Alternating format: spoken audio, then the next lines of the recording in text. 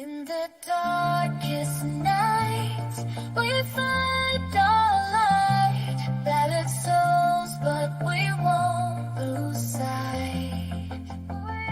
Surviving together, never alone. Through every trial, we carry on.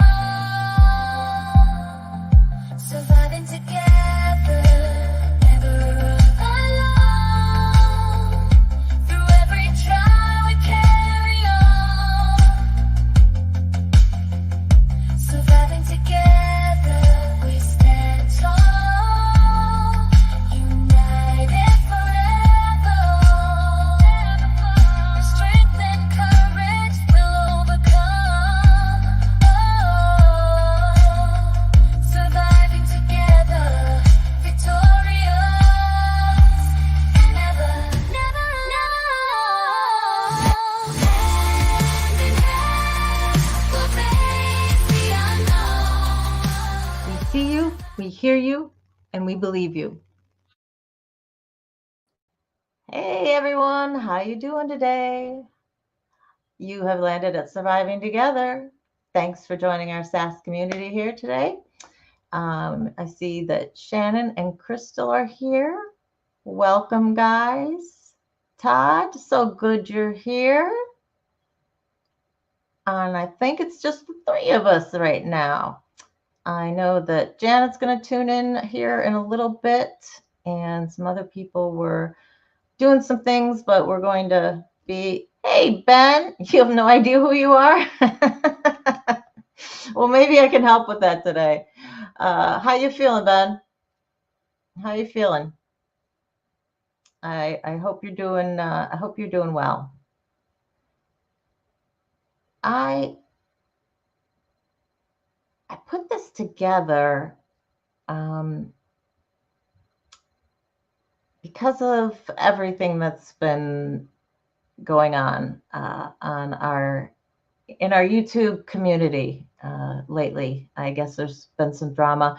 I did not get pulled into it. I did not watch any of it. I did not participate in any of it, but I have been apprised of the situation. Some of it hurts my heart. Ben, I can giant hugs out to you, Ben. Giant hugs out to you. I don't want to get into specifics about what's happened. I'm not going to open up this forum for rehashing of anything. But I want to say that I completely understand the position that the majority of people seem to have taken in regards to the lifeboat. And that is, lifeboat content belongs on the lifeboat. Other content belongs on other channels. Plain and simple. Has nothing to do with people, personalities, nothing personal. Hey, Janet. And that seems to be the overwhelming sentiment that I've taken from most people who have reached out to me. And I agree with that. You know, I do agree with that 100%. I was thrilled when Spanx took the helm and said that he was going to kind of get back to basics. And it's been great. And he's been doing wonderful with the content. And that's just awesome. I put the rest of this together so that we could kind of talk about how do we deal with life when things like this happen, when maybe places we thought we could be aren't the places that we feel we can go anymore. Maybe the people we thought we rely on, we don't feel like they have our backs anymore. You know, how do we deal with these things? And I know from speaking to a lot of you and speaking from personal experience. Crazy girl, hey, glad you're here. So glad you're here. You know, I've been there, and things that we're going to talk about are lack of motivation, not feeling like we're good enough to be able to do the things that we want to do, not feeling like we can do them, even if we want to, feeling stuck in that depression, feeling stuck where you are. You know, how do we move beyond that? Because it's debilitating. I know, 100%. I've been there. I'm still there some days, you know. I have found more peace and more calm as of late. I feel a lot for me has to do with meditating, with knowing my purpose in life, and figuring out how I'm going to get there. And that really has kind of kept me going and kept on things in the forefront of my mind, and it has helped me just kind of let go of everything else. Like, I don't even deal with that. You know, if there's some unresolved issue that comes back up, you know, I'll deal with it, but I just kind of, you know, let the rest of that stuff go. I know you've been hurting, Brazy. I know that you've been hurting a lot, and I'm hoping that today's videos, I put together, there's 4 of them. I'm not sure if we'll get to all of them, and they're real short, anywhere from like a minute and a half to 4 minutes at the most.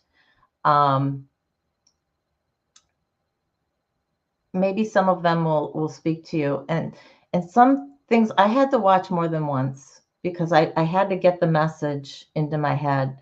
And at first, some of these messages I really wanted to push back on.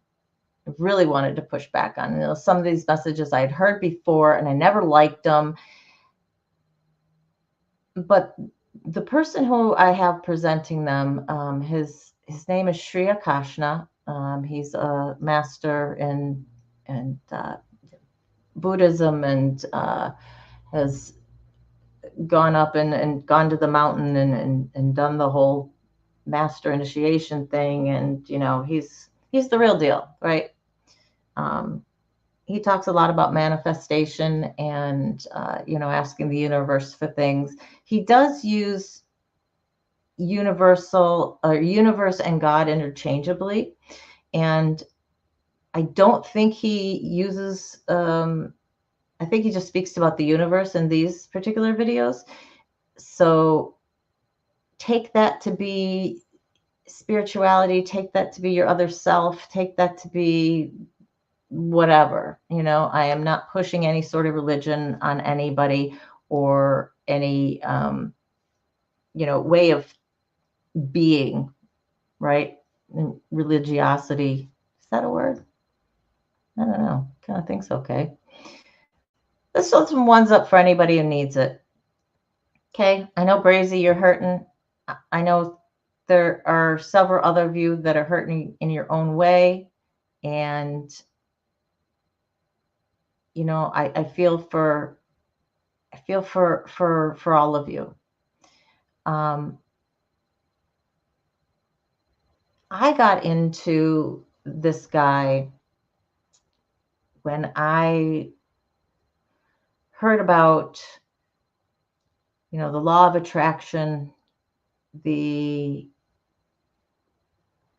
Christy, how you doing? Glad you're here.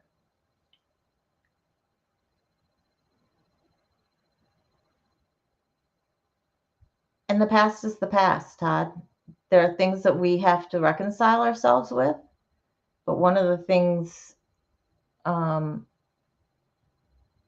that this guy talks about a lot is looking forward, not looking back. We can't ever move forward if we're constantly looking back. We're going to bump into things, and we're going to hit obstacles and everything if we're constantly looking back, because we're not looking where we're going, right? He does a lot of this with real just concrete, examples that make you go, oh, I get that, and not just talking in esoteric terms. When I got into the law of attraction and manifesting things, and I thought, okay, yep, I need to manifest money. How do I do that? Okay, let's go. These guys got the answers. And the more I started listening to it, then I was truly understanding what they're talking about in terms of manifesting. And this is built a lot on the principles of what we put out is what we get back. There's something called our vibrational frequency. Okay. Basically the concept of that we're made of energy. We're made of energy and vibrations. And there's something called the vibrational frequency chart. And I should have gotten one to put up there. But basically it's just a little, think of it like a funnel, but at the bottom, our lowest vibrations are, jealousy and anger and shame and, all that negative stuff. And that's low vibration. And kind of you move up next is acceptance, calm, that sort of thing. And then you move up more, and then there's like love and joy, and then there's peace, and then like finally enlightenment at the top, right? And the higher you go, the higher your frequency is. So if you want to attract something that is of a higher frequency, money, love, the job of your dreams, whatever, that's going to come at a higher frequency when you're feeling good and excited about it and all of that kind of stuff. Well, you have to raise yourself to that frequency in order to get what you want. If you're constantly in the negativity, if you're constantly in the hate, if that's what you're putting out there, that's what you're going to get back. And that's why that concept for me struck home in terms of, if I was only ever sitting in my reading chair and the only thing I could put out there was nothing, not doing anything, not creating anything, not working, that was the only thing I was going to get back. There wasn't going to be somebody who was going to come into my life and say, dude, as much as I wanted that friend to come over and yank me out of my chair and show me what to do, that's not going to happen. And so we have to figure out, well, how do I get from here to there? And when you're stuck in that, when you're down, when you're depressed, when you're feeling all of that shame for what you've done in the past, maybe for what was going on in your life now, even, it is so hard to see beyond. How do you feel happy when this is all you can feel at this moment? And I hate the phrase fake it till you make it, because I'm the worst at that. I really have trouble with that. But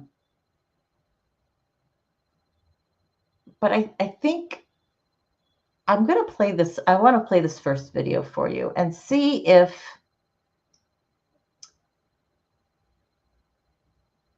the way he explains this, if this makes sense to any of you. See if it resonates with any of you. Okay.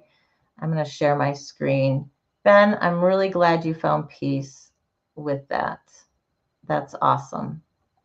Okay, so my little bottom thing is up, so I'm having a hard time sharing my screen. Hang on. That's invite. That's share screen. There we go.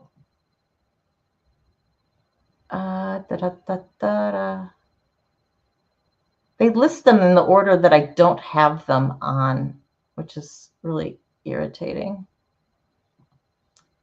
Okay. Let me know if I need the volume up at all. Light is at the end of the tunnel. Well, at least that's what they all say, right?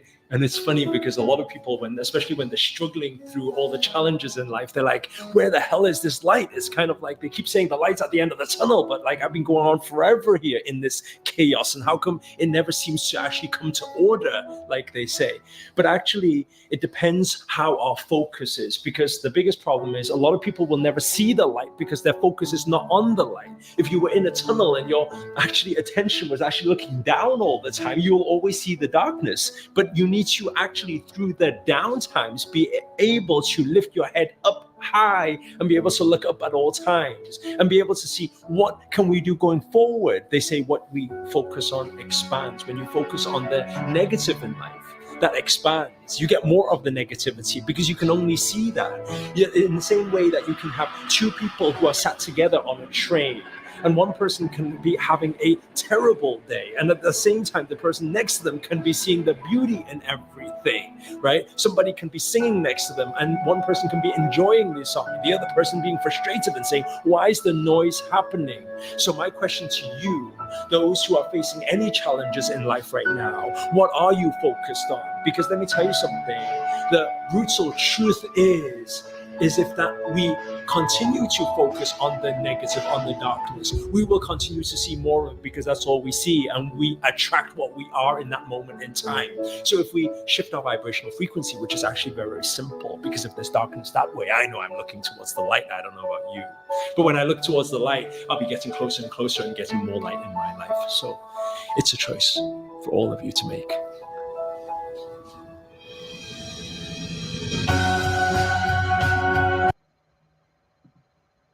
You can manifest. All right. Yeah, so that video to me, it spoke to me in terms of the concepts of we do have choices. Even in our darkest times, we have our choice as to how we're going to look at things. And that's not to say that it's easy. Because, as he says, when you see dark, sometimes that's all you can see is dark. When you're in negative, that's all you can see in negative because that's what you've surrounded yourself. It's like when you get in that mode and it almost feels like it's a cloak around you, just this black cloud, and it's everything's negative, and it's a matter of taking that cloud off and looking towards something. For me, I could not get out of that state until I found that something that I had to look forward to, that something that was my light, that I wanted to move towards, whether that is just positivity in your life, whether that is being a happier person, whether that is being able to land a job or a particular job, whether it's being able to get over a relationship breakup or an addiction or anything that is just holding you down, right? And just has its grasp on you. There's something out there. There is something that you can focus on that is part of that light. And that's the challenge for each of us, is we have to find that. And it can be so difficult when all we see is dark, going, well, how, where, what? And that is where the inner reflection comes from. And for me, a lot of meditation had to do with that. Bye, Christy. Have a good day.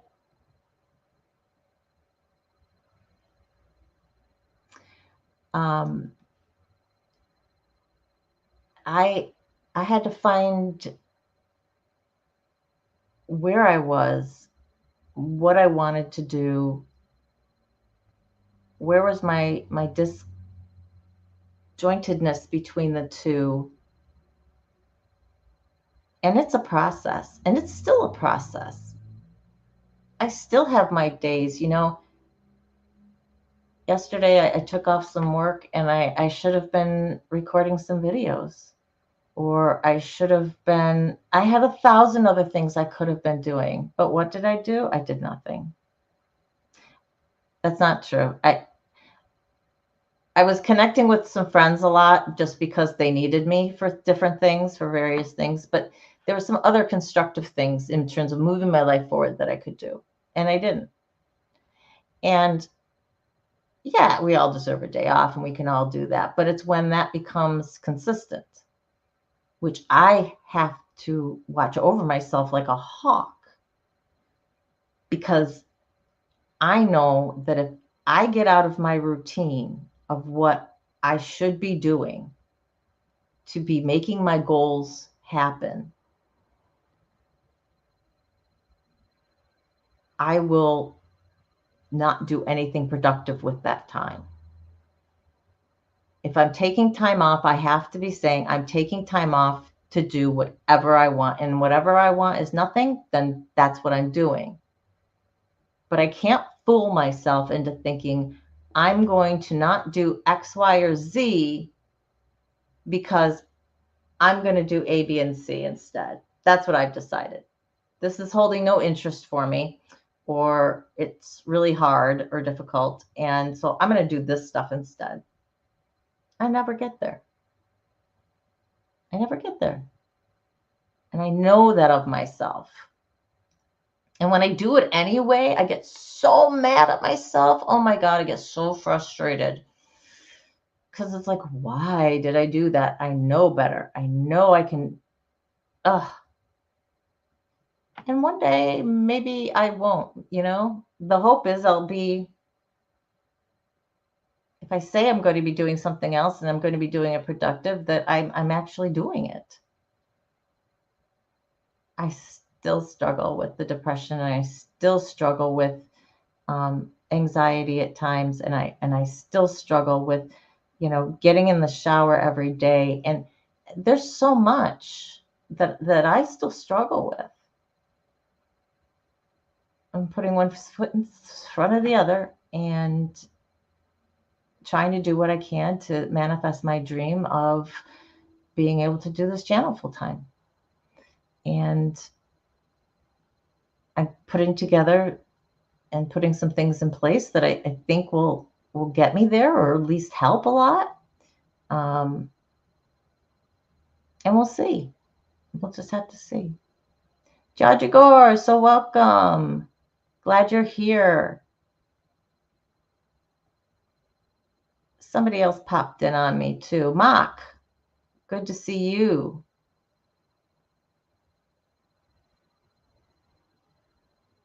It's a good way of putting things, Ben. And I like that word, default. What should our default setting be? When we come back to center, what's our default center? Is it love and kindness? Is it angst and hatred? Where's our default? Where do we want our default to be? So if it's not where we want it to be, how do we move it from here to there? Kim, glad you're lurking.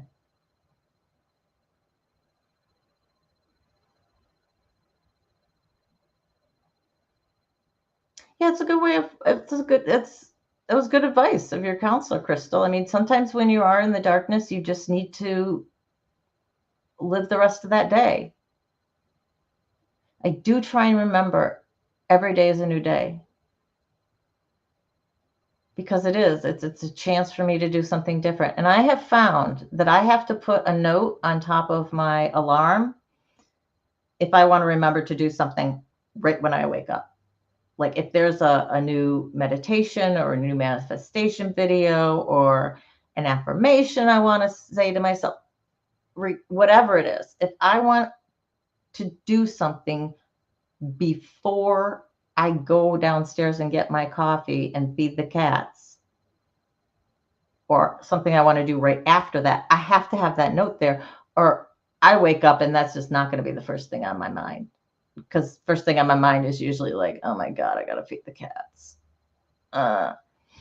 Which they've been out of food for the last few days. They're not very happy with me at the moment.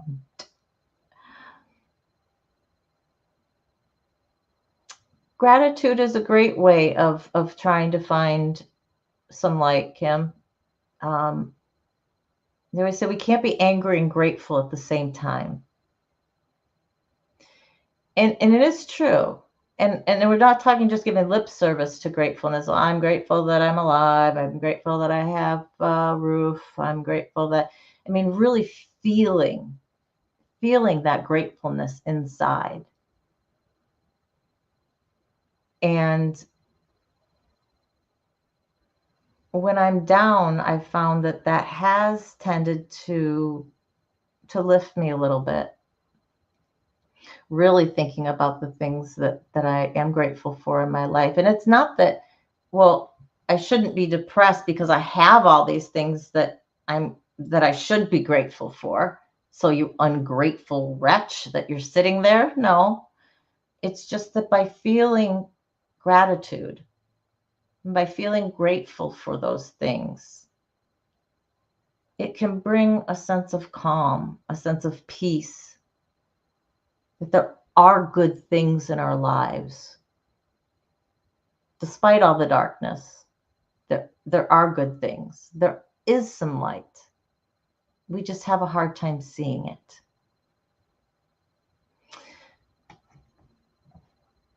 I'm catching up on your comments. Hey, Rick. Glad you're here.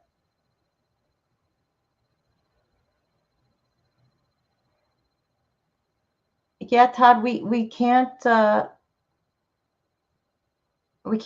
account for how other people are going to react to a situation.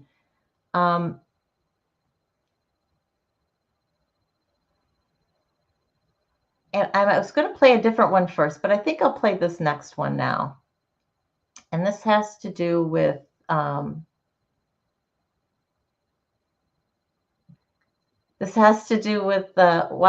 why some people piss you off. And I had to listen to this a couple of times before I really internalized his message, because it's a message I've heard over and over again, and honestly one I really didn't like. But the way he got around to it at the end, the way he kind of concludes this at the end, I did. I decided I do like it. I like the way he put the message. Let's put it that way. The message itself is nothing new. So let me share my screen with this. Again, all of these are fairly short.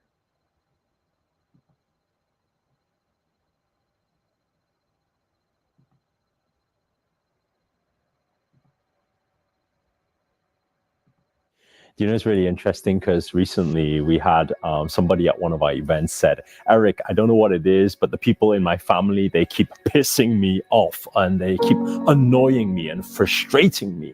And what I actually said to that is that nothing in life happens to us. Nothing can piss you off. Nothing can make you angry. Nothing can make you sad. Nothing can make you unhappy. And the whole kind of confusion behind that was kind of like, what are you saying? You know, what do you mean nothing can happen to us? And what do you mean no one can affect us? Because it's affecting me right now. And I say, hey, let's put this into scenario. What if I was to actually be in the same scenario as you? And then I was to be kind of absorbing the same type of energies as you. What if I don't react? How can you take two people watching the same situation and one react and the other one doesn't? Because you're actually receiving the same message. However, right, when we react and when we get pissed off, we need to start pointing the finger inwards instead of pointing the finger outwards. Because number one, right, we only attract what we are, and life is purely a reflection of us. And the second thing is understanding that what comes out of us is our problem. When we react, it's our problem, not anybody else's problem. What does that mean? What Wayne Dyer talks about when he says, when you take an orange and you squeeze it, what do you get? You get orange juice. He says, you don't get lemon juice, you don't get apple juice. Why? Because it's an orange. If you take an angry person, you squeeze it, what do you get? You get hate and anger. If you take a person full of love and you squeeze them, what do you get? You get love. So the question really is, how do we actually work on ourselves, develop ourselves to understand how to not react to situations, but learn how to respond? That is our responsibility, our ability to respond in every situation with kindness instead of hate.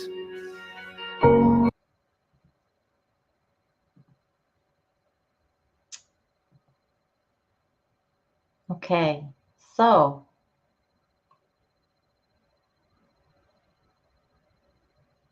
I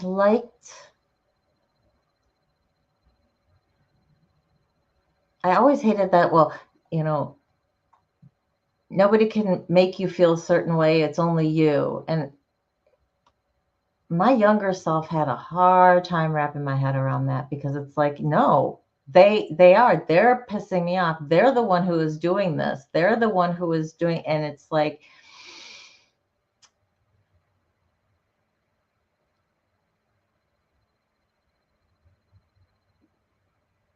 exactly, Rick. Exactly. When you point a finger, there's always three fingers pointing back at you. And I liked it when he put it in perspective of, okay, let's put me in the same situation. Am I going to react angrily when your parent does that, or when your sibling does this? No, doesn't affect me. Why? Because I don't have all that pre-programming. I don't have all that experience. I don't have all that history with that person. And so when we're dealing with a particular person, and I believe that this can be split a little bit. I mean, you can be generally a happy person, but when you get around certain people, right, they just seem to bring out the worst in you. And for a lot of people, that can be family, because they know those negative buttons, or you're just all stuck in the same, you're stuck in the same story, the same merry-go-round, and, subject may change, but how everyone's reacting to it and how everyone's reacting to each other really doesn't change, right? So how do we learn to deal with that differently? And so I liked what he said is we need to learn to respond to a situation, not react to a situation.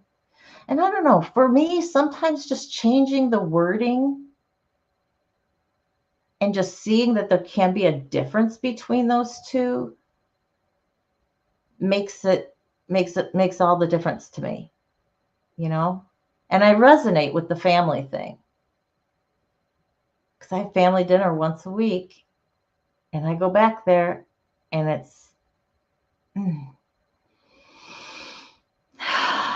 and just learning to do this, right? Learning to do this and not getting sucked into any of that. I also like this because of the message that it sends in regards to kind of everything that went on with the drama in the larger community that we're all a part of here. People's reactions are their own reactions.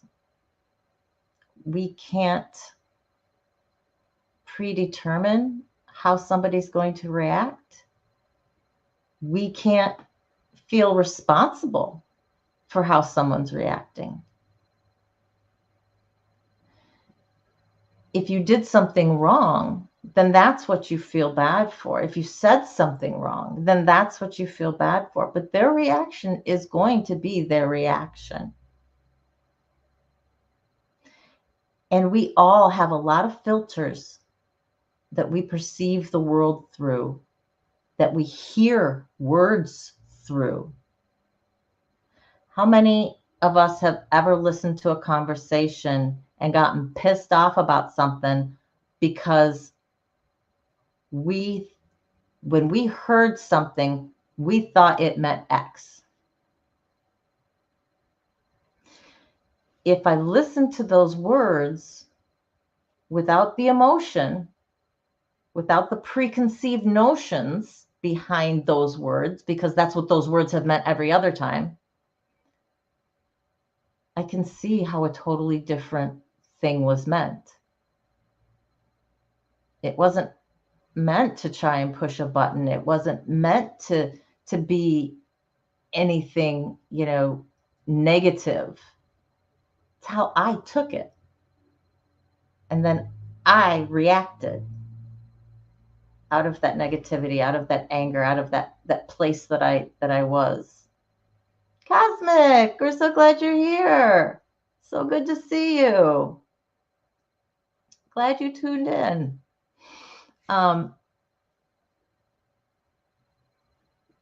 Yeah, we all have our own way of thinking about that, right, Todd? You call it being on a treadmill, just kind of that same situation that's going through.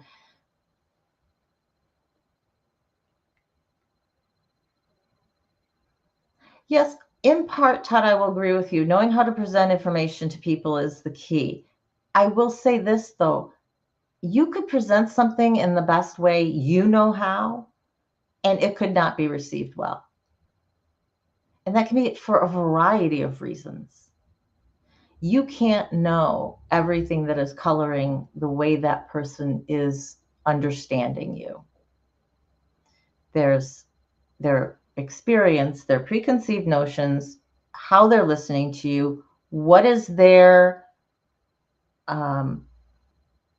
emotional state at that moment. All of that's going to go into how they take whatever message you're trying to give them. So again, not our responsibility in terms of how somebody else reacts.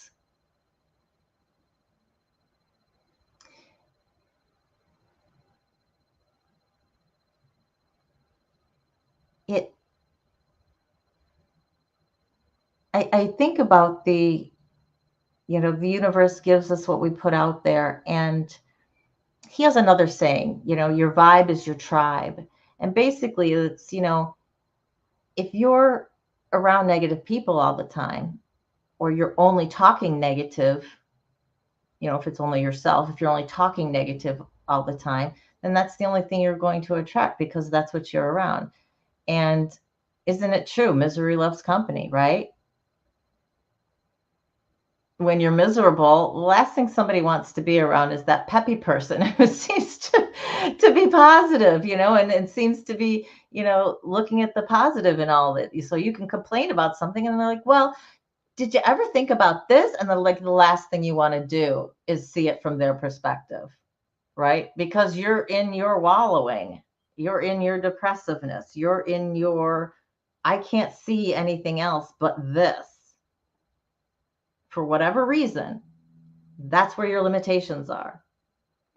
And so those people are just annoying, right? Anybody else been in that situation before and just wanted to slap that other person silly? Because it's like, no, I can't see that. No, I don't understand how you can see a positive in this. And really what you're saying is, I can't see it right now. I don't have the emotional bandwidth to see it. It's all taken up by the negativity that I'm feeling. And so how do we change that negativity? How do we change that vibration into something that's higher, into something that's more positive, so that we can receive those messages, so that we can look on the brighter side of things, right? So that we can see the positives out of maybe a situation that isn't that great. And Master says something else in one of the things, if you're going through some of the things to be grateful for, sometimes being grateful for where you are at a low point is the best thing that you can do. And why? Why would you do that? Because for every up, there's a down. once you have reached capacity with something, where do you go? You kind of go back to the beginning and moving forward to the next thing that you're going to conquer. And so there's always this ebb and flow between, ups and downs. It just kind of depends, how low is your down? Is your down back to kind of just acceptance, default setting here? I've gone as far as I can with the particular project. And so I need something more challenging now. So now I need to come back, and I'm basically going to be starting over again, but I'm learning something new. For the highest highs of love can be the lowest lows of grief and loss. But out of that, we grow and we learn as people. And you can't have that lesson while you're in it. Sometimes we don't see it until we've even been out of it for a while. And you can look back and go, oh my gosh, not being with that person anymore is the best thing that ever happened to me. Because if I was still with that person, you know where I would be? I wouldn't be here. And where I am is much better. I'd be stuck in that same situation, feeling the same thing, having the same limitations, because that's as far as that relationship was ever going to go. And that's as far as I was ever going to grow. So being grateful for our downtimes. Again, it's hard to be angry and grateful at the same time. So if you can learn to be truly, truly grateful when you're not feeling that great, and saying, well, what's on the other side of this? Where is the up for this? Where do I want it to be? What can you appreciate more now that you have a down? Sometimes that's where our light is. We have to look at the things that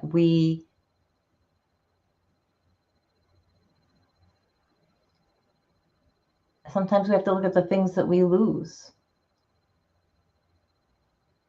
when we're not at that level, right? You can never really truly appreciate joy if you've never known sorrow, and vice versa.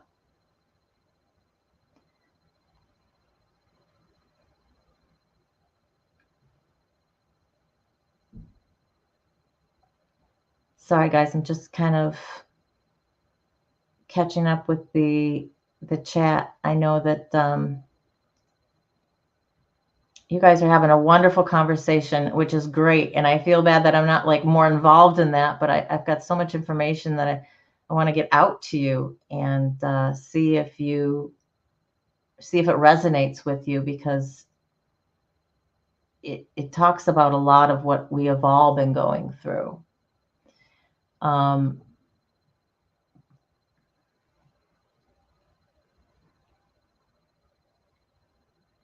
Sometimes, Todd, I've experienced this with one friend, and I don't know if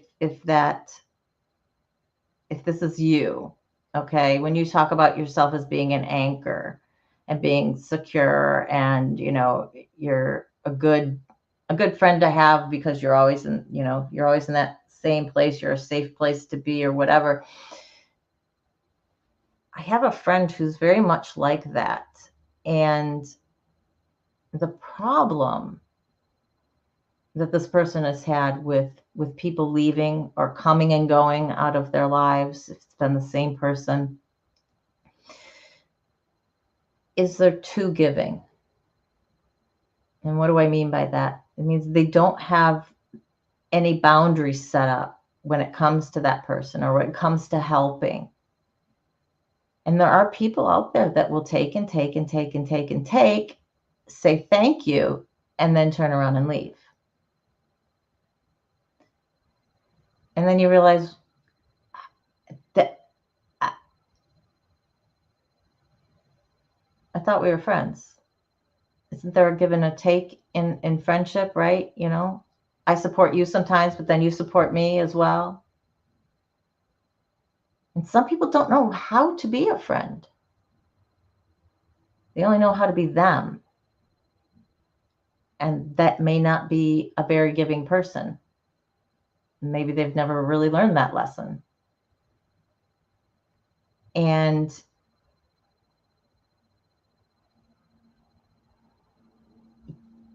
yeah, Mark, you know, the anchor's got to pull up and move to calmer waters, or, you know, that's one way of looking at it, you know, or putting those boundaries up.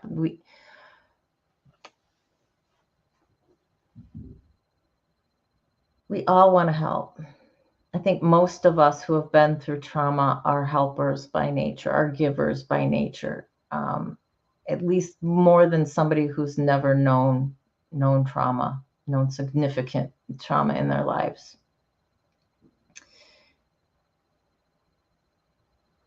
And we have to have for ourselves our own boundaries of when is enough enough. And only you can answer that for you. I know that with certain people, my boundaries are very closed around me. I have very little space for them because they don't offer, they don't give. There's nothing there except what they want. And they want something out of me that they know they generally can get. That emotional support, that giving of my time, that walking them through that hardship that they're having. And when they're done and when they've turned the corner, boom, off they go. And I don't have time in my life for those types of people anymore. The only relationships that I want to cultivate now are those that mean something to me. And that's not to say that, you know, say something like this. There's going to be people who I'm going to give back to, or I'm going to try to give back to, or listen to them, and I may never speak to them again. And that's okay. When I talk about that person coming into your life, and I'm talking about that person you care about, you know, that you have some history with or some relationship with, I just, I don't want to bring those people into my circle. I'm, for the first time, really, truly evaluating who gets in. It's not a free-for-all. You know, I felt so bad about myself before that anybody could come in. Anybody could be part of my circle because, you know, if you're giving me attention and you needed me, that made me feel good. And it was better than feeling bad, even if that person wasn't good for me. And they were just going to walk out later.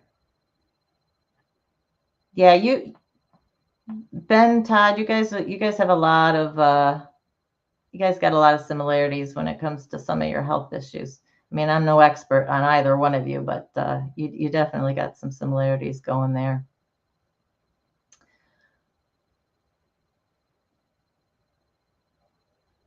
I want to play this next one. It's only a minute long. The last one's just a little bit longer, but the last one harps on an issue that speaks to an issue that I speak to in every video. So I got to share my screen first here.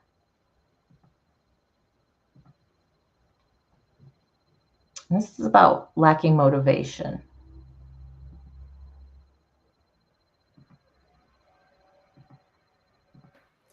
I always find it interesting when people say, I know what I need to do, but I just can't get myself to do it. And the problem is that people don't understand where motivation comes from. Motivation is nothing but wanting to get your ass moving in motion. And when we understand that energy in motion is emotion, then we understand the root of motion, action, is actually your emotional drive towards something. So the question you have to ask yourself is, why do you want what you want? Because when you understand the why, that is your driving force. Because when you think of your why, whether it makes you happy, that is the emotional drive that will get you to places. It's like when I wake up in the morning and I think that just by waking up in the morning and creating a video like this, I could possibly change one life on the other side of the planet. That's enough for me. And you gotta find your why.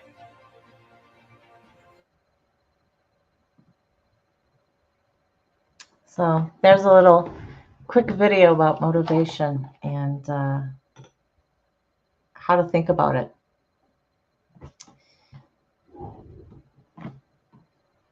Now, obviously, this kind of speaks to some of our bigger, motivational things. But I think you can kind of, even if it's that,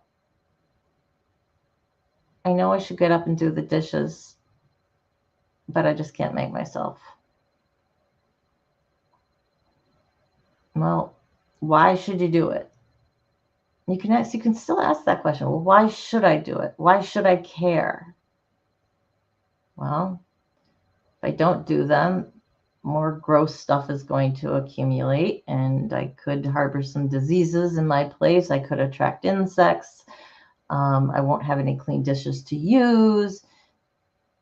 I mean, you can kind of come up with all sorts of reasons. And if you talk to yourself enough about it, I find myself moving towards it. It's when I go, I think about something and then I've dismissed it. Like, yeah, no, I can't make myself do that. I just have no motivation to do that. Whoop, out that one goes, and I don't have to think about it for another while till something reminds me of it again, and I go, yeah, no, not feeling it. But if I start talking about it and then it's like, I don't know, that feeling inside me of I know I have to do this. What, for my health, for my son's health, for the health of my home, for my cat's health, because God really knows if they get into something, right? I've been there where I've left it too long and things begin to stink. And I'm like, oh my God, the garbage smells. Oh no, that's my sink. Yuck. It's gross. And then I'm embarrassed that I let it get to that point, right? But because dishes are the bane of my existence.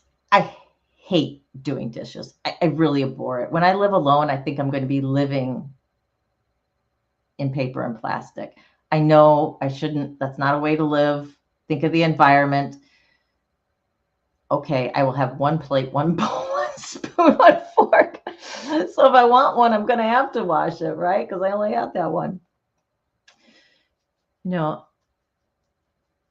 I found that when I've left things go for too long, when I finally begin doing them, and there is that embarrassment, that shame, that self-hatred that really wants to kind of creep in, because that's how I've always reacted to doing something finally that I knew I should have been doing, but I didn't, and I put it off, and now it's really gross, and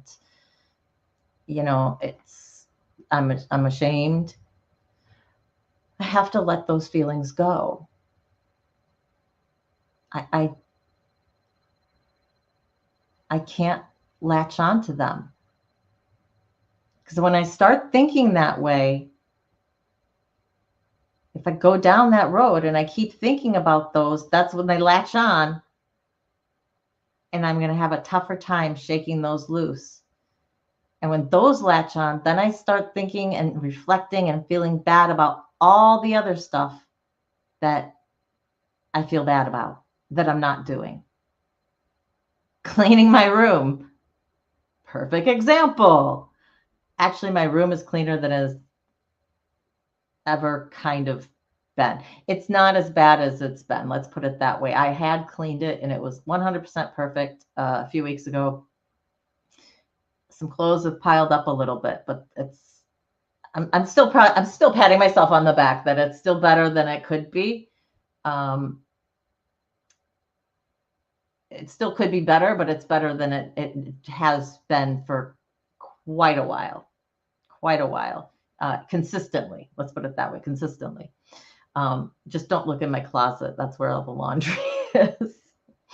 Doing my laundry is another scenario. But that's because I got other issues with my laundry room. So, but I have a friend who's going to be using this as a stopover point. He's going to become a little bit of a wanderer, live out of his car, travel, that kind of thing. And when he needs a home to stop back to, this will be it for him. And in order to do that, he's gonna, do laundry when he's here and things like that. Well, he has to have access to the laundry machine, which means my son has to keep his stuff cleaner, which means then I have more access to it too. Yay! Right?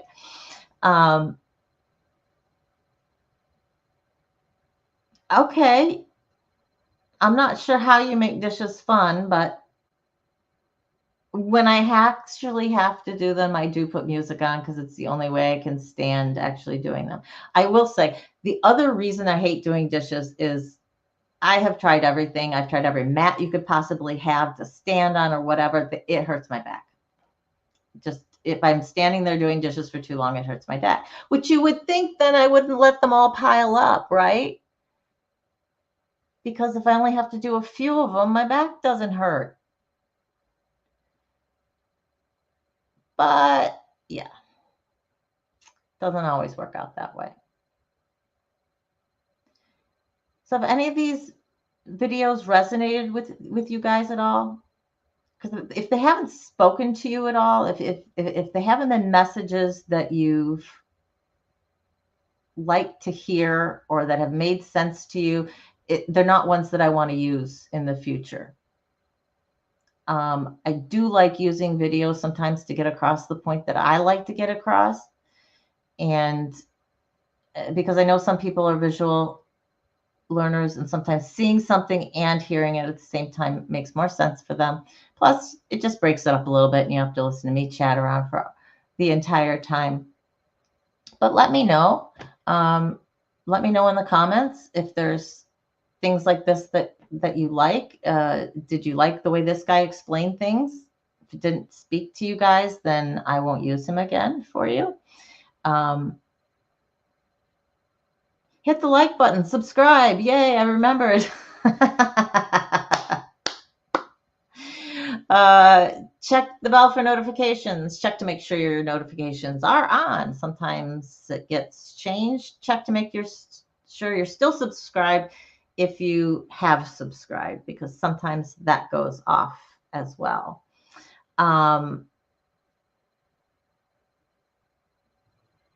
You don't always do them at once. Yeah, I have a dishwasher and things get in there. I can't put my pots and pans in the dishwasher. They're just some people have said they do well. Other people have said the brand, it's just totally warped them and then you can't use them again. And I never want that for my pots and pans. So my pots and pans and the plastic never gets clean in the dishwasher. Just never.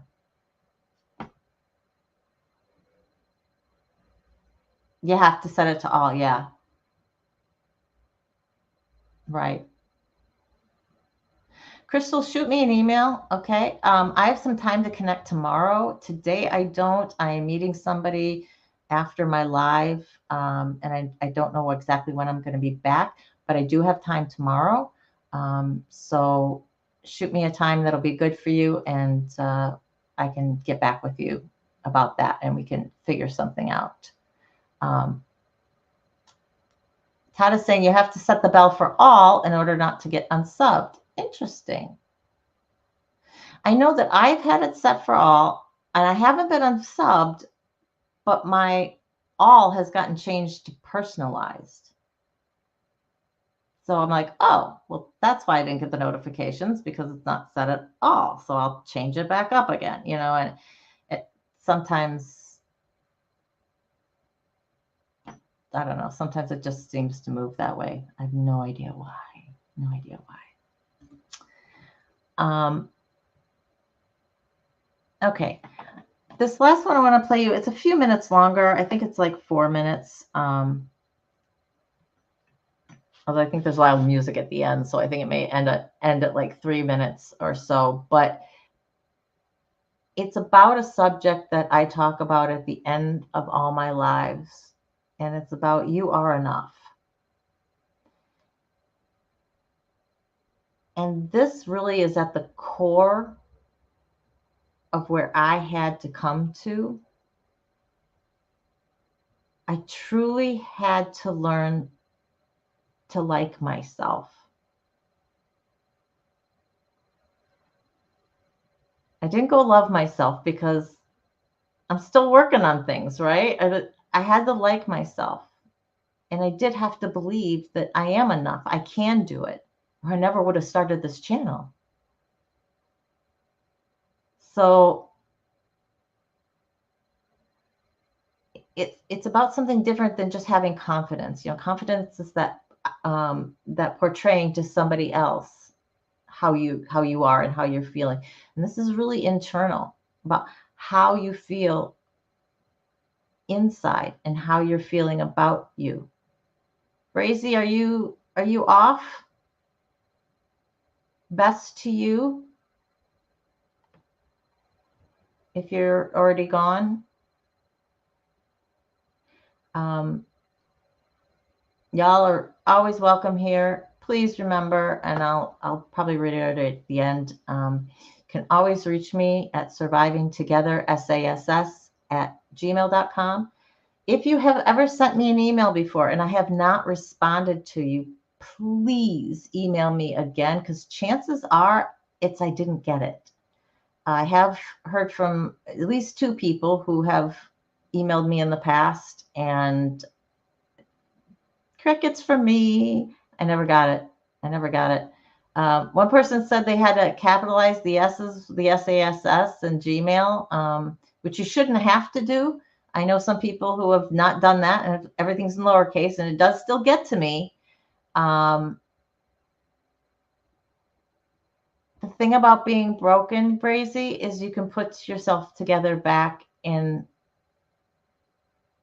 a better form. You can put yourself back together in the form that you want.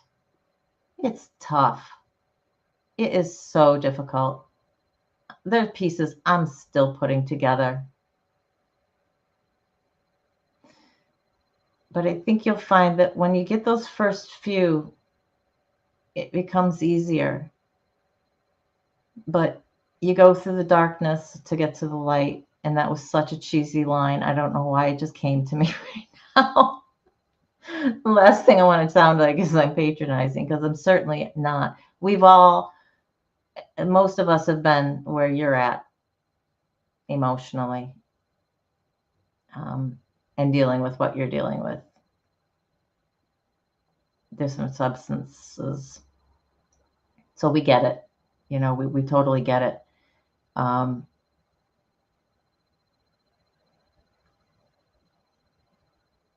And hopefully this one will speak to you a little bit too, Brazy. So let me share my screen with this last video.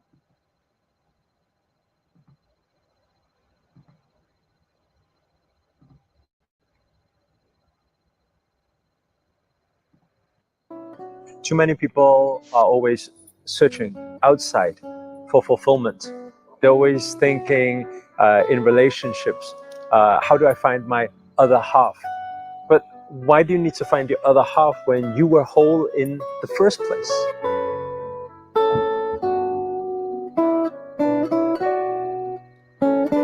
It's a very interesting thing when you want to attract something. The more you feel that you are separate to something, the more you feel like you need something, the further away that attraction goes. It's more difficult. Why? Because it's a lack mentality. That's why one must learn how to feel fulfilled when they're by themselves.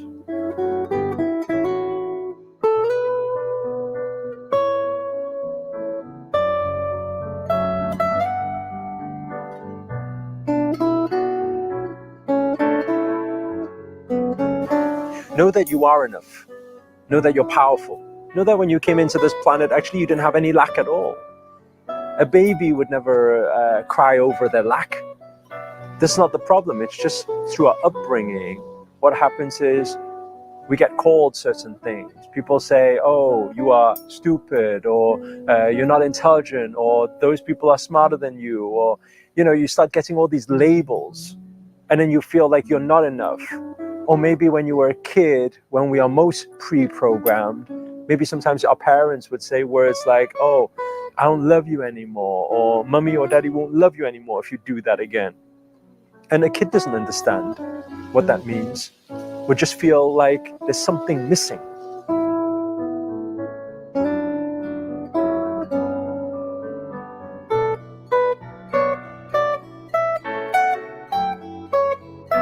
It's all the result of past conditioning. It all is. It's the conditioning. And the ego mind always thinks everything is separate, and when they come together, then they're together. And that's why a lot of the time we also play this victim mindset. We play the blame game. We start pointing our finger outwards, and we say it's because that made me unhappy, or it's because that person made me angry or upset, or it's because that person I feel lonely because they're not around. But understand something. You are whole. You are everything. You are connected. You are oneness. If we understand just everything on an energetic form, all energy is one energy. This is why you are so connected with the universe. Once you start feeling that connection, you will find that everything, your whole reality, will start to manifest before your very eyes. The wholeness, the richness, the abundance of everything.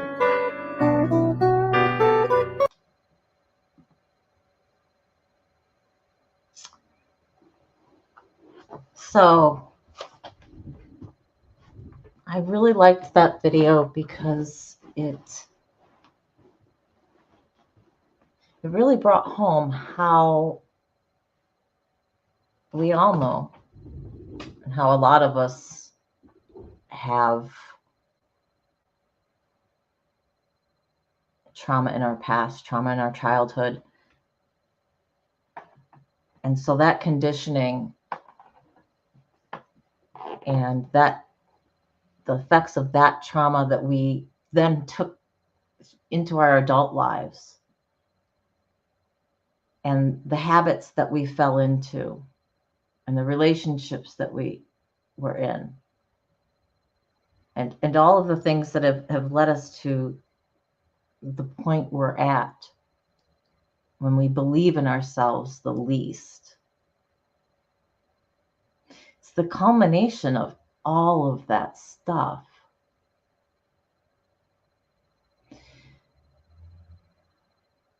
I won't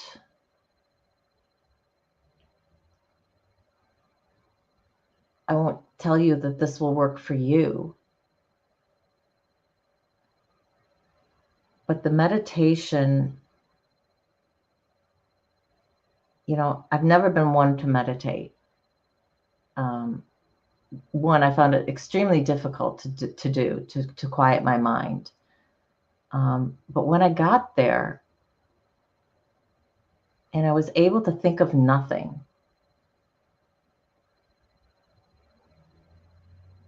and just able to listen to the quietness around me, I found that the thoughts that did come into my head were so much more meaningful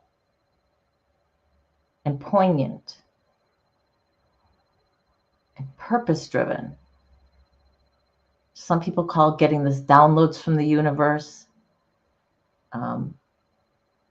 You know, some people call this your intuition coming up, which others say that is God talking to you. However you interpret that, I just know that I felt certain things. And I felt certain things with a fierceness and a certainty that I've rarely felt before. I know in my heart of hearts that helping survivors is what I've meant to do. I know this is my life's purpose. Beyond a shadow of a doubt, I have that belief. Whether it's here on YouTube, whether it's going to be in a different forum, but this will be it. This is it. It always has been. And I want to throw myself at it full long. I still don't know exactly how, right? I'm working on that money manifestation, right? We say to ourselves, I don't know how, I don't know when, but I know it's going to happen. So that's what I've got to believe. In the meantime, I work until it does. I know it's going to. I'm just not sure when. So until it does, I keep working.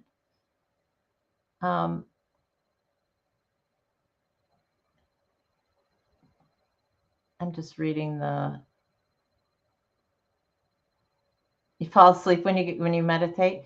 I found that when I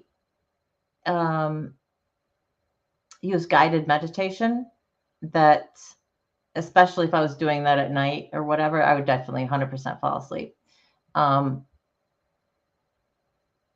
I know that you can meditate either sitting straight with your back straight up, because that's supposed to be, the closest to the heavens or work. Or you can be laying down. If I'm laying down, my brain just kind of goes, oh, this is sleep time, right? I have a hard time meditating when I'm laying down. I have to sit up, which is straight up, which is a little bit uncomfortable, which definitely keeps me awake. And so that's how I've got to, do this. Oh, wow, Todd, does that speak to me? You say, I've just been surviving. I was there for so long. In some ways, I'm still just surviving. I have this knowledge up here that this is what I want to do. And I've got kind of a sense of maybe how I can kind of get there, but I don't feel like I'm living on the other side of it yet, right? The other side of that just surviving train. It's just surviving versus living is how I thought about it. And even when I was in that position, I knew that I was just surviving. It did the absolute minimal cleaning that I could do to where I felt like the health department wouldn't shut my home down or take my kid. Make sure he was clean, fed, got to school, did his homework. I paid the bills. That was the bare minimum that I had to do and that I did.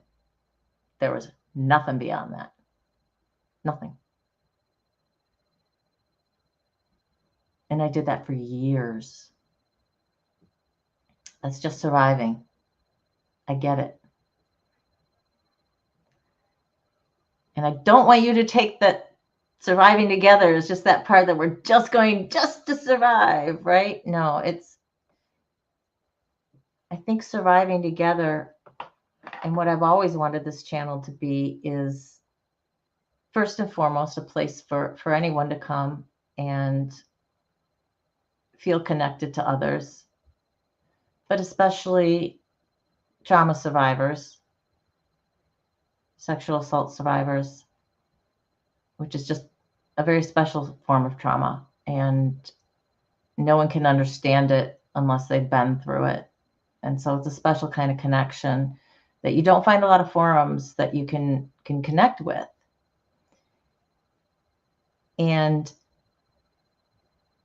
my hope, and it always has been, is to heal together. And that will be more than surviving. Then that will be thriving. Maybe we'll have to have some new sayings then. But I know that a lot of us started out, maybe even came here, maybe even are in a very, very dark place, are in just that surviving place. And you will make it. And sometimes we feel like we don't, we're totally lost. We're totally adrift at sea. And Master had a video about that, about, feeling lost and not knowing maybe what you should do or what you should do next, or I'm just in the dark, and I can't see anything else. How am I ever going to be anything different? How am I ever going to feel anything different? How am I ever going to get out of this state? And his point is that there are times in our lives where we have to be lost in order to find ourselves. So the times you feel the most lost, that you really need to look inward. And that's when we need to do the work on ourselves and need to make ourselves feel that wholeness that we are, feel all that we are, fix those things that we need fixing. I started dating a year ago, March, so it would have been 2023, beginning of March. And I dated for a while. And I got to about this time last year, maybe another month, September, and I realized I was going to be another year older. My birthday's come up. And I still had so much I was struggling with. And I thought, as nice as it's been to kind of be with someone for a while, or have somebody tell me that I looked good in that outfit or whatever, I wasn't ready for a relationship. I wasn't going to date anyone seriously. I mean, I never put myself out there as that was what I was looking for anyway, but I wasn't ever going to get there because I had so much I needed to work on myself. So I quit again, right? I quit again. And I said, I'm going to be with myself. I'm going to date myself. A weird way of thinking about it. But if I'm going out, if I was like, this would be an evening I'd go out or whatever, and go out and go see somebody or whatever. And so then I said, okay, this is an evening that I'm going to focus on X, Y, or Z. And figure it out. And see where I fit in that. Finding the right person is really hard. And I really encourage you to make sure you're in a good place. Because if you're not, what you have to offer somebody else is very limited.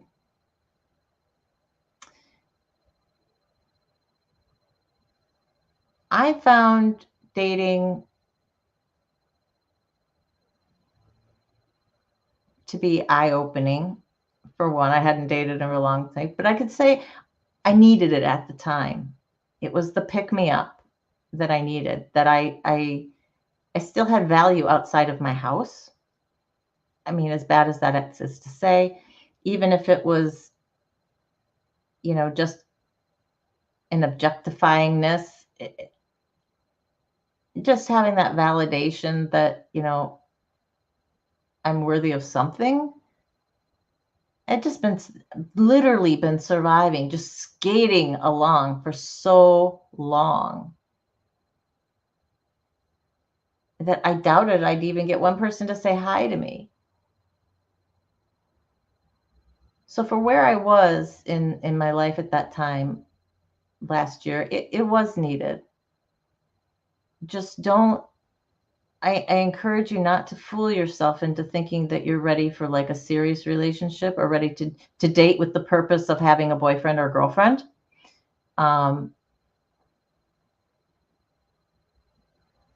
If you're not ready for that, if you're not comfortable with where you are in your life. And that's not to say, you don't know who, and it's once true, later on in life, we do hopefully know ourselves better. But that's part of this whole exercise too, right? Is being able to know who you are and where your boundaries are and what's important to us in a relationship. And I'm only going to get back out there when there's some things that I need to adjust first. And for me, I've decided one of them is my channel, is getting this running. This is more important to me than having a man or woman in my life. Bar none. I got friends. I've made some very good friends as a result of this internet. This internet thing that is horrible sometimes has brought me some of my best friendships. My 3 closest friends I have met through the internet. And I never would have connected with them otherwise.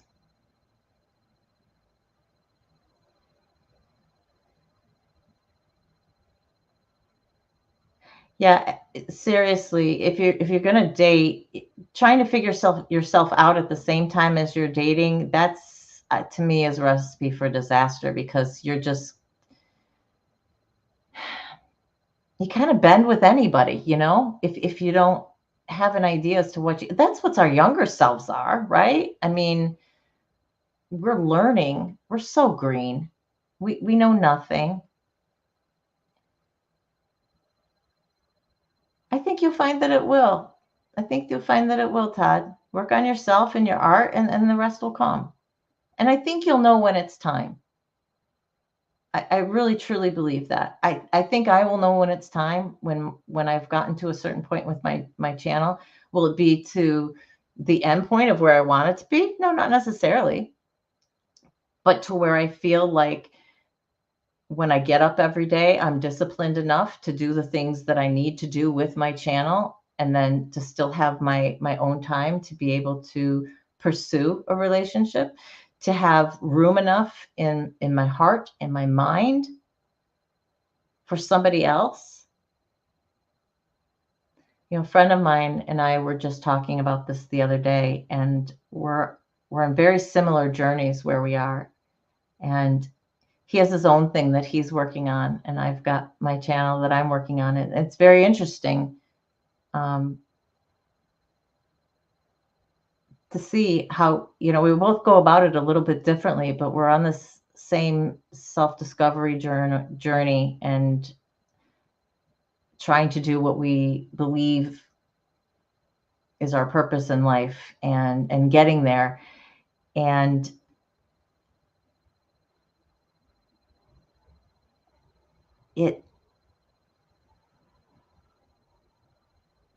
sorry, I was reading. I think, Mark, this is why this whole law of attraction, thing resonated with me, because why are other people attracted to you? Whether it's from a romantic standpoint, whether it's from a friendship standpoint, it's because of the energy that you give off, that vibe that they feel from you. It's something good. It's something that they feel they vibe with, right? There's something they latch onto that they go, yeah, I like that. I like that person. I get where you're coming from with that. And that's what I was talking about earlier. If all we have is that negative, that's all we're going to attract, is that negative. because the happy people don't want to be dealing with that, you know. If they don't know you, they're generally not going to be, you know, going, hey, can I help you with that? I know you're feeling awful and I'm feeling great, but let me offer you some advice. Oh my gosh. No, I would have slapped that person. Wasn't there. Definitely wasn't there.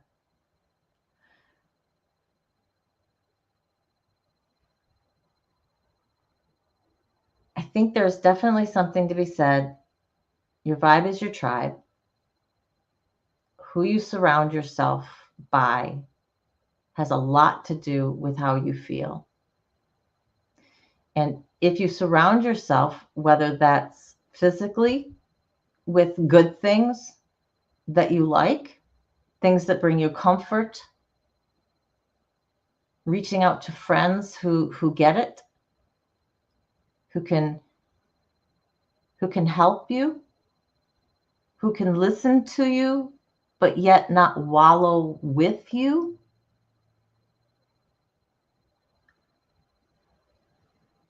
This is how I got out. And I think it really has, it helped me so much to be digging my way out with people who were doing the same. Because we got it. We understood. And somebody would say something and I'd go, huh, well, that's a novel way of thinking about it. Yeah, I like that. That makes it easier for me. And someone else would slip and we'd go, hey, don't beat yourself up. I've been there. You've been there. We've all been there. Take my hand and walk with me for a while until you can do it on your own. And so that's reaching out for people and helping each other. You know, Spanx was talking this morning about doing acts of service. And, you know, volunteering or doing things for others always makes us feel good. It's always going to make you feel good. And being here for each other, being here to speak with each other, to support each other, that is an act of service. Tell me you don't feel better after you've been in one of these lives, after you've talked to people who get what get where you are. If you've got something you've got to get off your chest, or who are just going through life, you know, trying to make it just like you are, and they're just here. They're just here for you. And you have these wonderful conversations.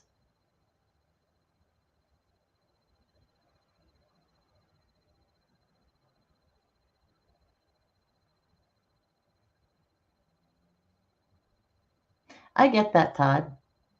I get that.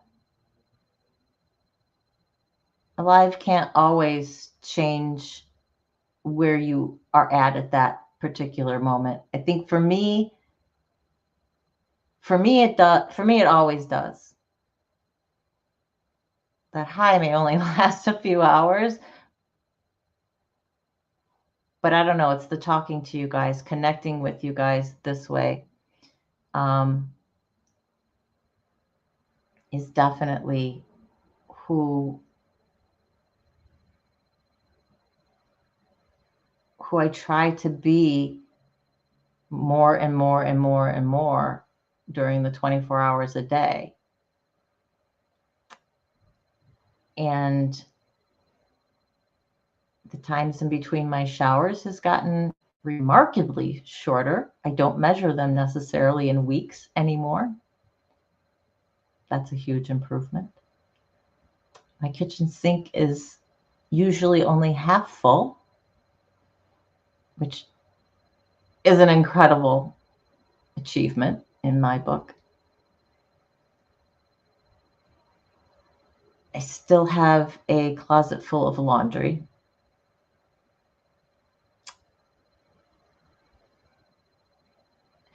that's not going to change right away. I can only work on so many things at a time. Thank God I still have more clothes. I know I absolutely have to do more clothes when I run out of underwear, right? I try not to just buy new.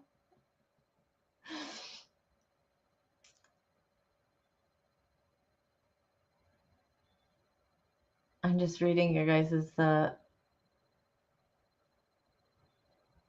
videos. Oh, Janet, I'm really glad you had that insight.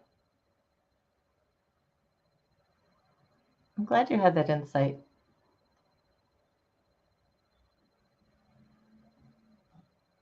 You know, sometimes it just takes hearing something said in a different way. And that's the other reasons I've started to really like these videos, because, like I said, just having the master say, learn to respond instead of react to the other person. Because they've always been, it's like react differently, or don't react at all, or, you know, but just changing that word for me made it something different. It made it was a different word, so I could take the emotion out of it. I don't know if it makes any sense, if anybody else has done this type of thing with words, but sometimes just labeling it differently and hearing it said in a different way has just totally turned the concept on its head for me. Made me understand something that I didn't, or maybe allowed me to apply it to myself when before I couldn't. Crystal, we're thankful for you. We're thankful that you are here. I'm thankful for each and every one of you guys. You are what make this channel. If you weren't here, there'd be no channel. You know? I get to pick the topic because, you know, I'm the one who's talking here. But again, you guys ever had feedback, things you want to talk about, things you're sick of hearing me talk about? Please let me know. Put them in the comments or shoot me an email privately if you know, rather deal with it that way. I have no problem with that.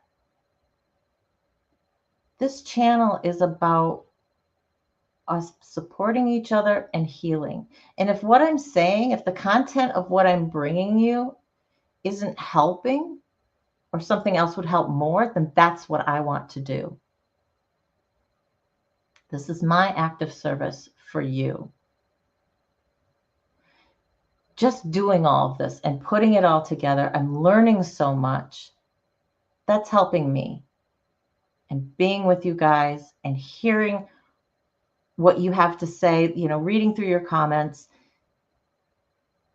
it's just absolutely, it's wonderful for me. And so if you guys need something different, you have to let me know. And I am happy to change some things. If something else would make more sense for you.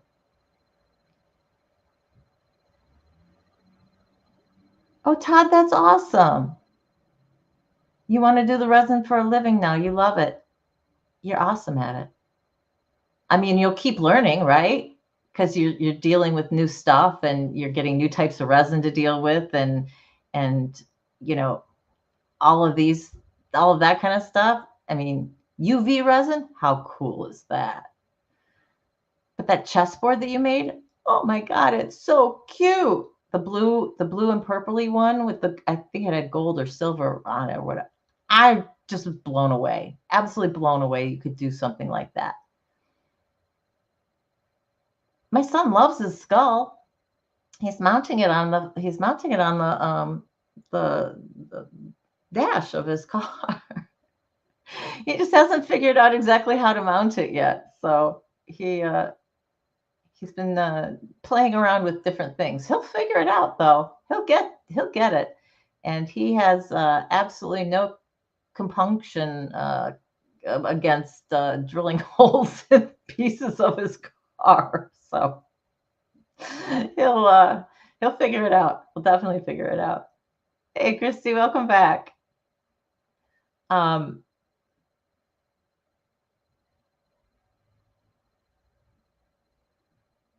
I'm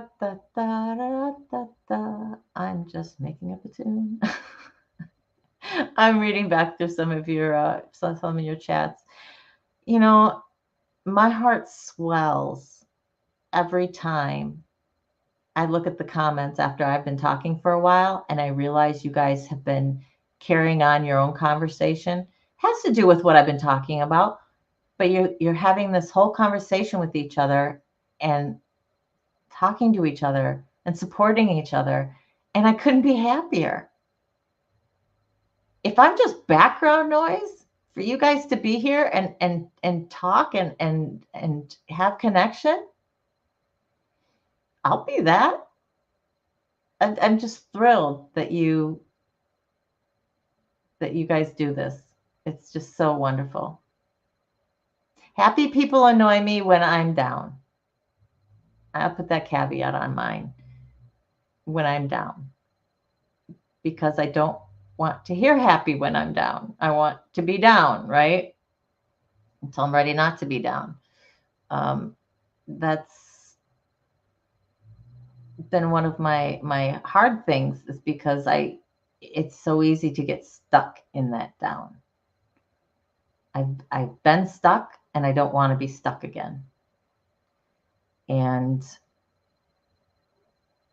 when I'm feeling like that, it's almost like my addiction's calling me. You know, inertia is like another addiction for me.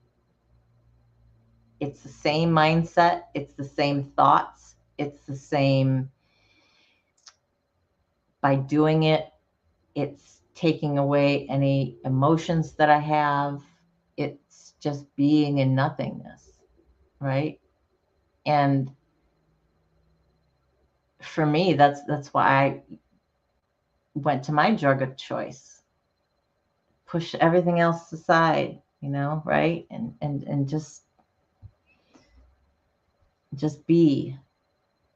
feel something different than all of those emotions. Well, when I'm totally in inertia and doing absolutely nothing, I'm numb. That was my default setting, was numb. And so I have to be so careful about that. I don't know how that is for you guys at all, but it's been interesting trying to frame some of the things in an addiction way, in the thought process way, because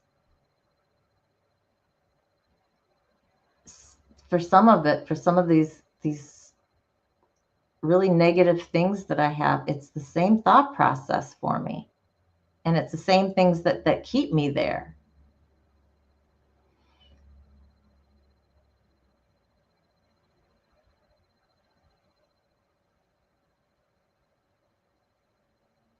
And Matrix, I 100% agree. I mean, for me, I was able to beat the addiction, but I was still in my hole. Just because I beat the addiction didn't mean I'd come out of beat the addiction, I'd come out the other side, everything's happy rainbows, No, I was still struggling day to day. I just was struggling without my drug. So it's it doesn't fix everything. It just I think it allows us to grow. It allows us to crawl out of that hole. Because with that addiction still attached to us, there's no hope. There really is no hope of getting out of getting out of that hole, getting out of the darkness, being into the light. So if you've beat your addiction, pat yourself on your back.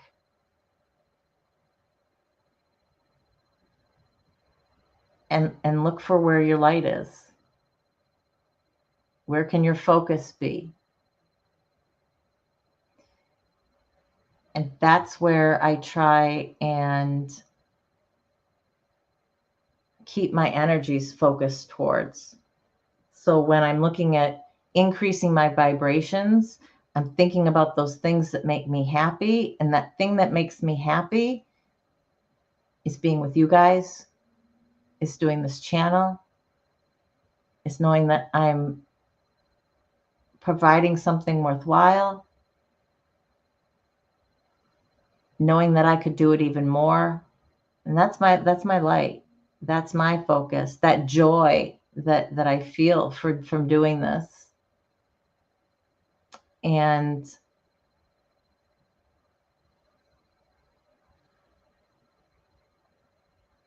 I just want to make enough to be self-sustaining. Being a millionaire, that would be nice, wouldn't it? You're set for life and you wouldn't have to worry. I could do the channel without worrying about selling a single thing or having a single ad, and that would be phenomenal. Barring that happening in my life, we'll make it work some other way. Hey, Misha.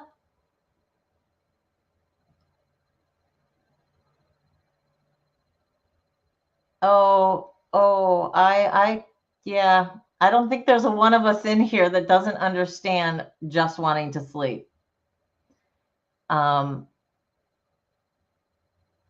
There'd be days that I'd get in bed at 5:30. Like as soon as I got done working, I would get in bed and be like, if sleep took me now, great, because then I wouldn't have to deal with the world.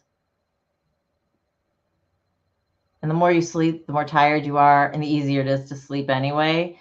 And it's kind of repeating, but yeah. You don't have to deal with the world when you're asleep. That's why you're really, really down when you get up and the first thing you think about is, when can I go back to sleep again? Literally, this used to be my first thought every day when I got up. And I started around my day, when do I get to go to sleep again? Whether that was being able to take a nap and it was on the weekends, whether it was, how long do I have to work?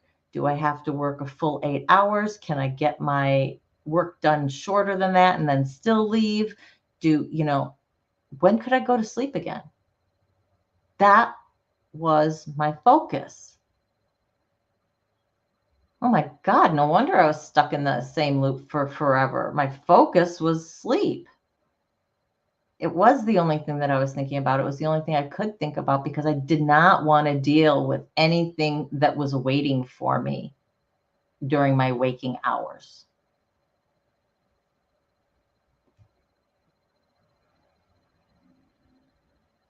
And that took guts and courage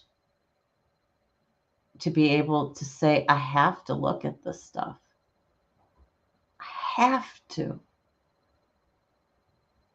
If I want to get better, if I want to do something with my life. At this point, it was if I want to date, if I ever want to have somebody else in my life, I have to get better. Because who wants to be with this? Nobody'd willingly take on this. Somebody who's in this state. So I knew if I wanted to share my life with anybody, I had to be a better person. I had to be a healthier person. So that was my motivation. That was the underpinning desire for me for part of getting beyond surviving.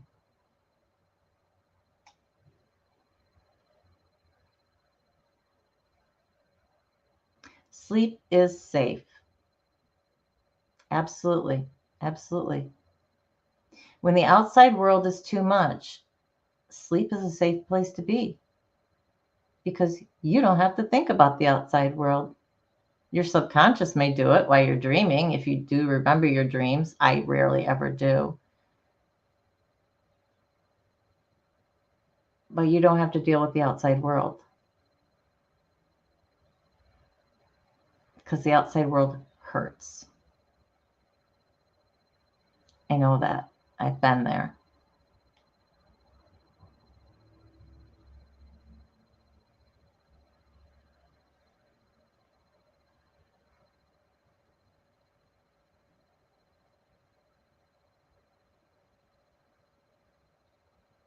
Oh, Rick, you should see the pictures of Todd's chessboard. I think you made 2 different ones, didn't you?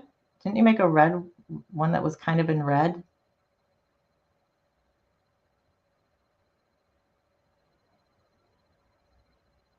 Oh, see, look, and getting tips on how to do plates and stuff here. That's awesome. Help each other in other ways. Exactly, Deidre. Exactly. When that pain is so bad, thinking about, I was on Tylenol 4s for a long time before I had my back surgery. And then I was on a TENS unit 24/7. You're not supposed to have it on 24/7, but I couldn't function without it. The pain was so bad. The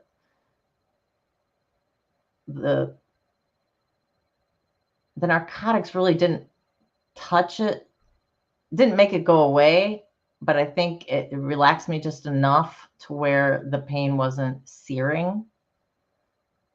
But I wouldn't sleep if I didn't have that thing on. So I wore it 24/7 for several months before I had my surgery. And the only thing that let me function.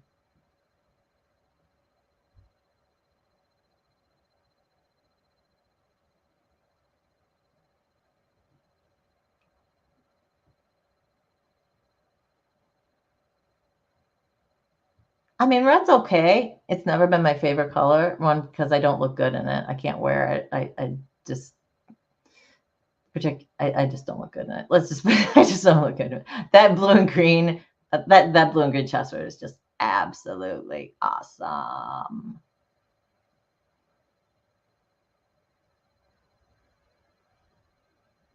I hear ya. Yeah, wear lidocaine patches to get to sleep. Yeah. Dodger, I hope your fibro is better now these days. And listen, I say this with love and with hope. Remember that whole heal the trauma, heal the body thing? There's a lot of people who have said they've been cured of their fibro when they were able to work through all their trauma. I'm not saying yes, I'm not saying no. I'm just reporting what has been. But if so, that's a definite light at the end of the tunnel that maybe that can work for you. I have no idea. But I hope. I hope for you.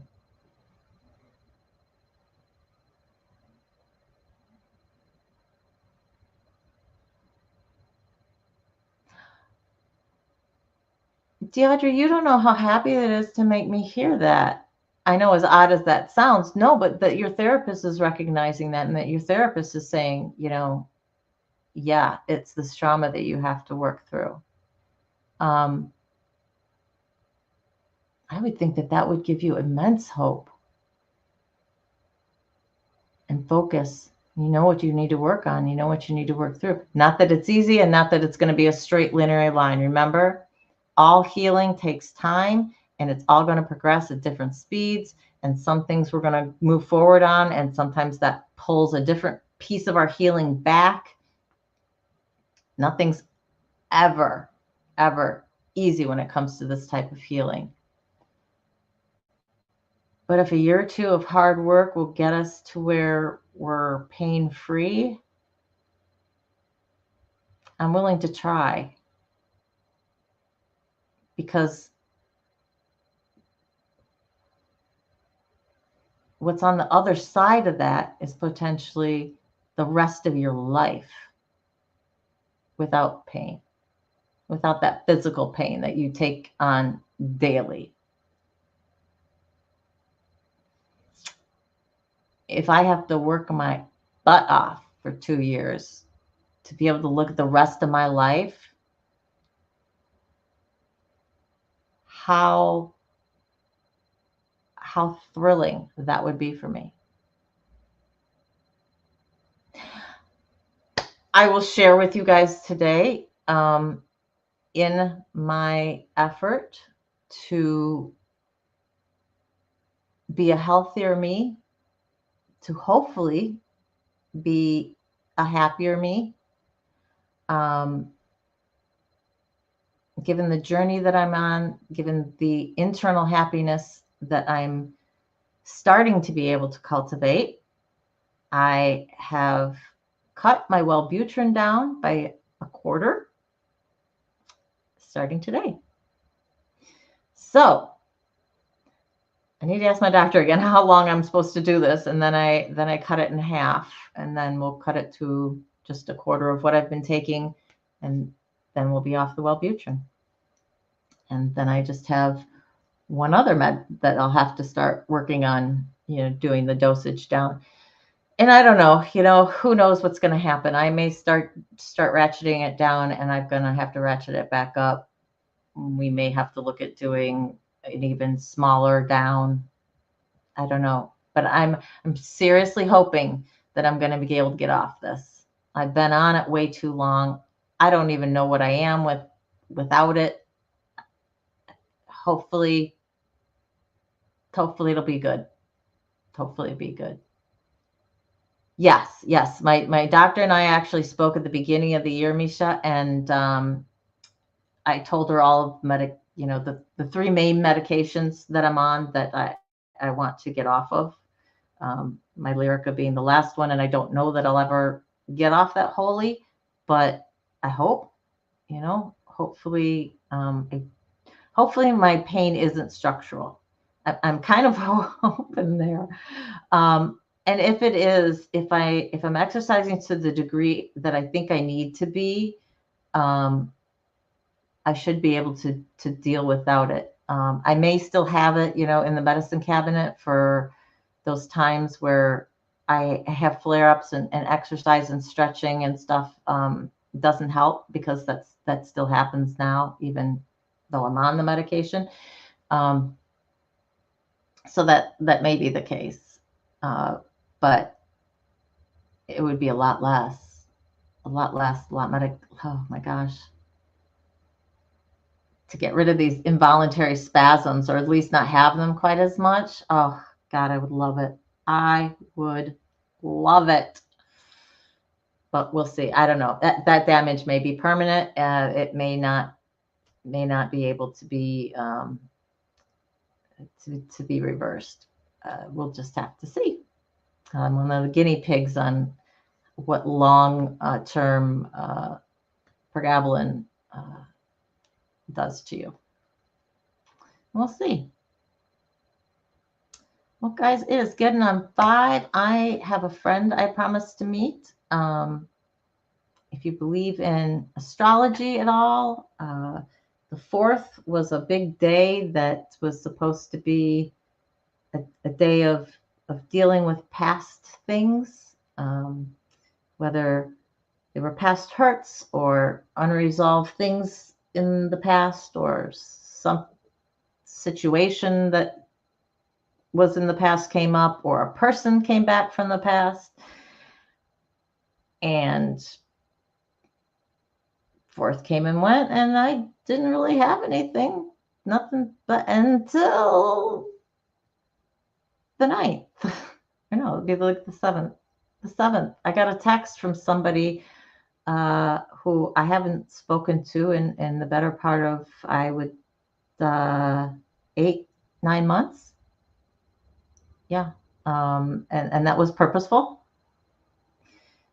But shot me a text, and I was shocked, and we're going to go for a drink, and I don't know if we can patch things up and maintain a friendship or not, but I'll give it a go. And if not, then I know where that stands, and that's okay. So either outcome's okay with me. I'm good with either. So we'll definitely see what happens with this. What are we trying to find a mold for? Shrunken heads? Is that it? Your skulls are basically shrunken heads. No, they'd have to look a little different, wouldn't they? Making your own molds, that's too cool, and I can't imagine how hard that is as well.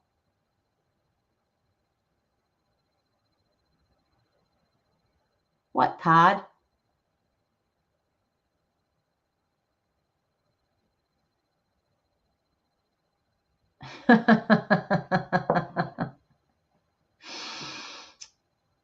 Yes, one's for everybody. Anyone who needs it. Hugs, love.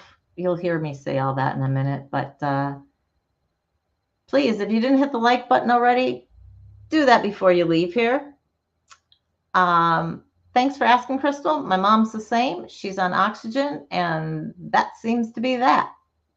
They said her problem doesn't seem to be there when she's on oxygen, so they gave her an oxygen tank. And my friend said, okay, so they're looking for the root of the problem. And I said, I don't think so. I'm not sure if anybody is. She's supposed to see her primary care physician, but I don't really see that person as doing the investigatory dig to find out the root cause of what her issue is, which makes me nervous, which makes me very, very nervous, because there's got to be a reason as to why this is happening. And you know, you don't deal with that, and what other problems could it cause? You know, we know 2 problems as it is, so you know, then they try and treat that, right? And that, so you're constantly treating symptoms and never getting back to the beginning.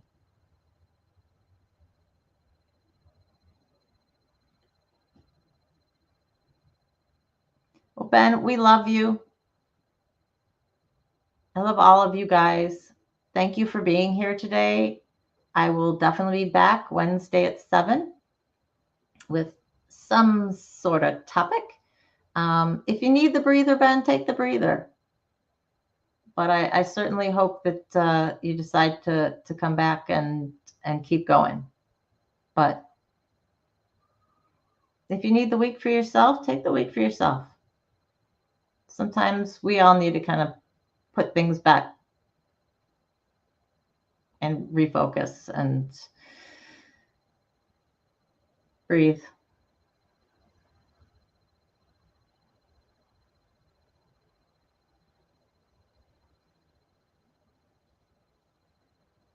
Oh, gosh. Yeah, one's for parents, it seems like. Goodness gracious, Crystal.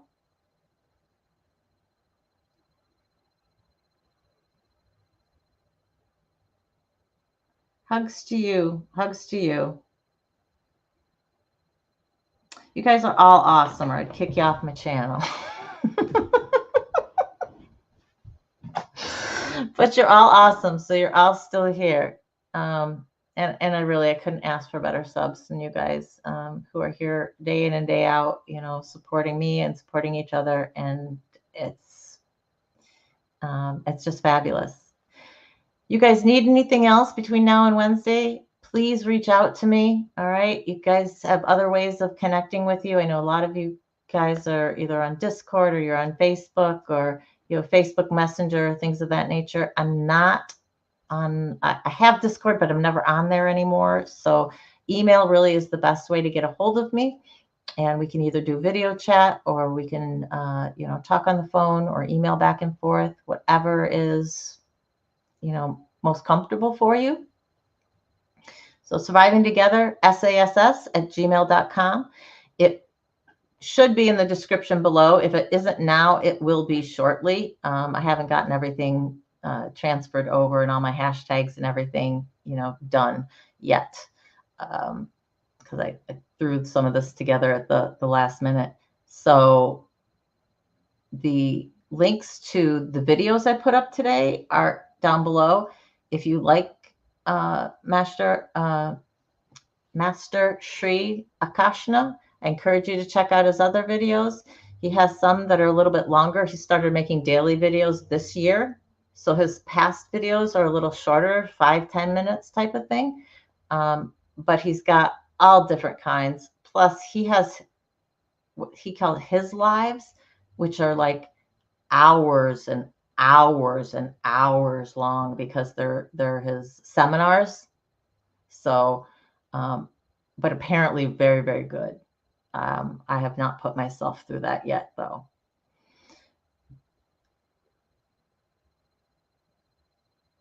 You'll get there. You'll get there, Misha. You'll get everything set up the way you want to be. Takes time. Sometimes it's more time than we want it to be. Isn't that the truth, right? Those things that we want to get done, we want to get them done now, or at least we think, oh my gosh, if I was a whole person, I bet it would be done now. Yes, I have not seen Ben on his own channel. I've only seen him when he's been doing when he, kind of took over for Carol. And I don't know, was that on his own channel? I was watching it with somebody else, so I wasn't on my own thing. So I don't know.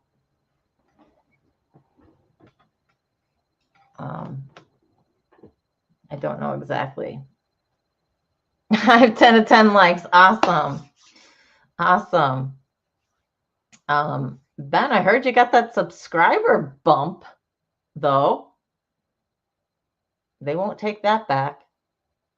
Just saying. Keep on keeping on, right? Good things can come out of bad situations. Keep it like that.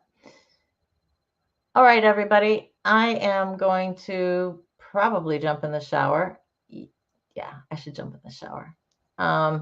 So remember, always, you are worthy. You are enough. You are valuable.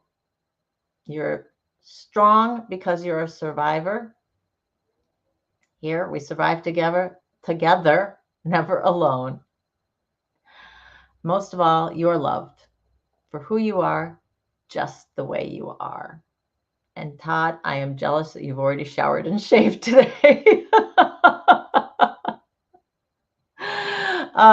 Mwah. Hugs and love, you guys. Have a great rest of your weekend, and I will talk to you later.